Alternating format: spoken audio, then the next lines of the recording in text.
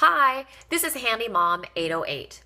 You know, the other day I was putting dishes in my dishwasher and I pulled out the top rack and I realized that one side was really leaning, was drooping down. And I took a closer look and I realized that one of the wheels that should be attached to the side of the rack was missing.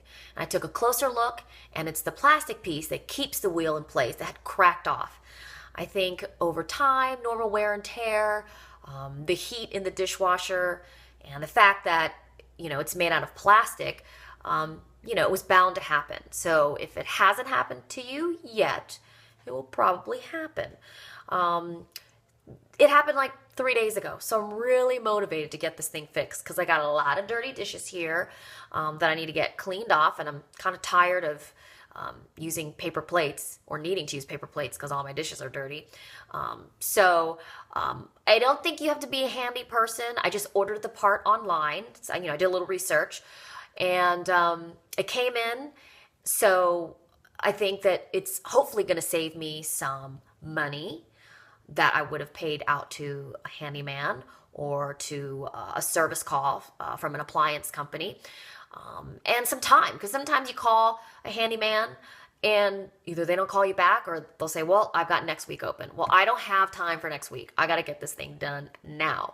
So hopefully what I show you, what I can teach you, hopefully, it'll give you some confidence and motivation to fix it yourself if this should happen to you.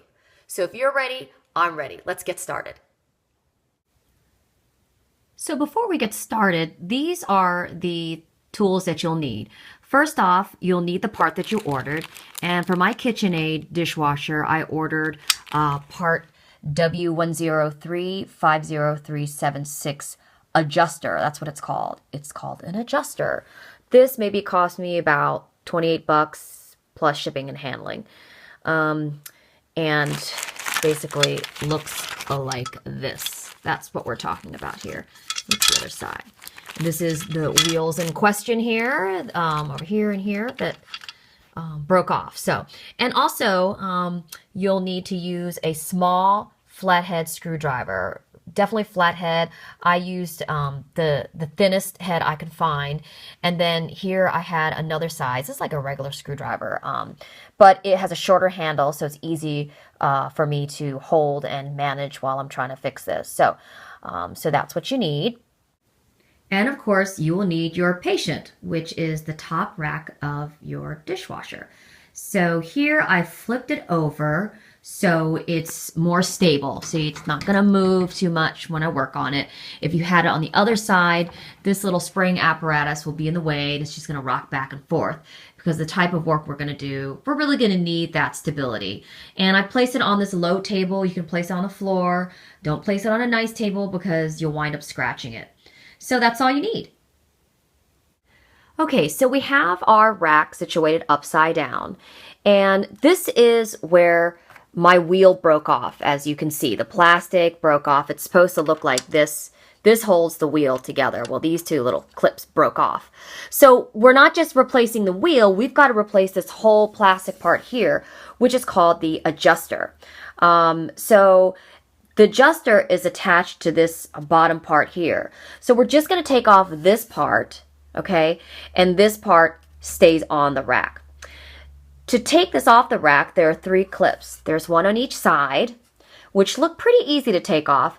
And then there's one in the middle, which looks a little more challenging. So we're going to start on these first and then see how far we can get. Okay, before you begin taking off these side clips, you need to raise the adjuster so it's easier to take the clips off. To do that, you press the blue button down here and then lift the adjuster and it should slide up like that. Now it's ready for the clips to come off. So we'll work on this side. You just want to push this clip off the rack like this and just slide it up and it comes out. And the next side here, you want to, this is the little clip. So from the back, you can see you push it down. Once it's down, it's easy to come off. So now we're going to take the third clip off. The third clip is a little more difficult, and this is when I bring in my screwdrivers. I take my smallest, skinniest flathead, and there are these 2 little plastic pieces here that if I was strong enough, I would just squeeze and then push out the clip. But I'm not strong enough. So I'm going to use my screwdriver here, and on one side of the clip, I'm just going to wedge it in here. Okay, I'm going to kind of push it this way, so we squeeze it a little. I'm going to take my other screwdriver, okay, and I'm going to use this screwdriver to push the clip out. And you have to be careful because you don't want to break this clip because you're going to use it for when you replace the adjuster. So I'm going to carefully push this out. Oops, there it goes. So it went under. That was faster than I thought. So the clip looks like this. So this is intact. I didn't break it. Yippee. And you want to hold on to that. Now that we have all the clips off, we can separate the adjuster from this part here. And it's very easy. All you have to do is just kind of like lean it back and just wiggle it a little. And out it comes. So this is the old one, and we're going to now replace it with a new one. Now we're going to put our new adjuster in. The new adjuster has both wheels intact, so you want to make sure that your part is facing, the wheels are facing outside. And it's very simple to put it in. I use the help of my little tiny screwdriver, and I just set it in like this. And I'll use a screwdriver to help kind of wedge it in so it goes in a little better. And you just kind of, you can press this blue part here. And it should go in. Wiggle, wiggle, wiggle.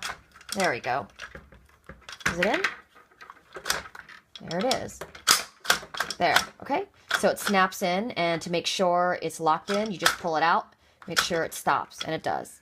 It's time to put back the clips for the adjuster. So I'm going to start with the long one. There's a long one and a short one. And if you forget which side it goes on, I just look on the opposite side, the other adjuster, and I can tell which clip goes where. And so I see that the long clip goes on this side. So I just put it back here.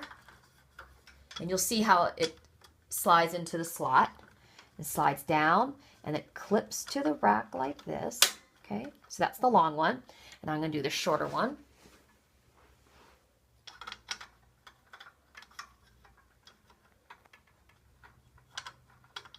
Okay.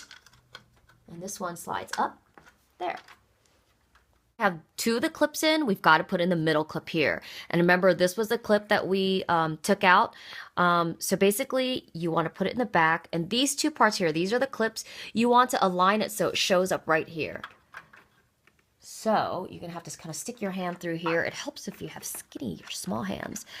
And you want to see those two little clips here, which they are, okay? And you just push in. There we go. So now let's see if our dish rack works. So we're going to insert it into the track. The wheels in first, all the way. Once it's all the way in, there's some blue tabs on the end of the track. You want to close them up, so bring them towards the middle. This prevents the rack from falling off. So we're going to pull it out. Looks good. It doesn't look like it's leaning to one side before this side was drooping, but it looks like it's really even. So I think it's worked. Now I can wash some dishes. Hey, wasn't that pretty easy? You got to fix your top rack of your dishwasher. It didn't cost a lot, and you learned how to do it on your own, and I bet you feel pretty good about yourself. I hope you do.